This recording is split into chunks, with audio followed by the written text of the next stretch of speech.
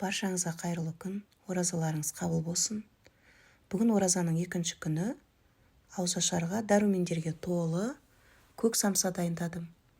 Алдымен жылы суға сармайды ертіп құйып, тұз салып, араластырып, одан кейін дайындап еліп қойған ұнның үстіне құйып, орташа тығыздықтағы қамыр еледім.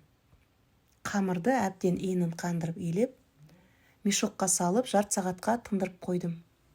Енді салмасын дайындау үшін үлкенде отызға салқын суды құйып, ішіне шпинатты, көк пияз, ас көк, ақ желкенді салып, үстіне осылай бір қасық тұзды салып, бір 10-15 минутқа қоя тұрамыз.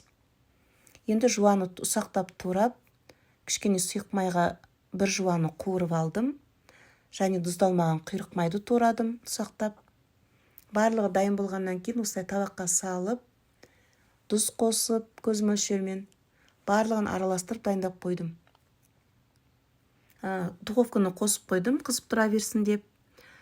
Енді қамырымыз дайын тұрған қамырды алып жаямыз, өте жұқа қылып жайып, үлкенде қойып 4 бұрышқа бөлдім. Одан кейін дайын тұрған салмасын салып, барлығына бірдей қылып.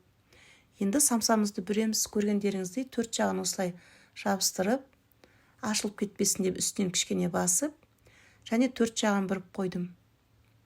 Енді қызып тұрған духовкаде жарты сағатта самсамыз дайын болады. Самсамыз дайын, үстінен осылай сармайды жағып, көргендеріңіздей.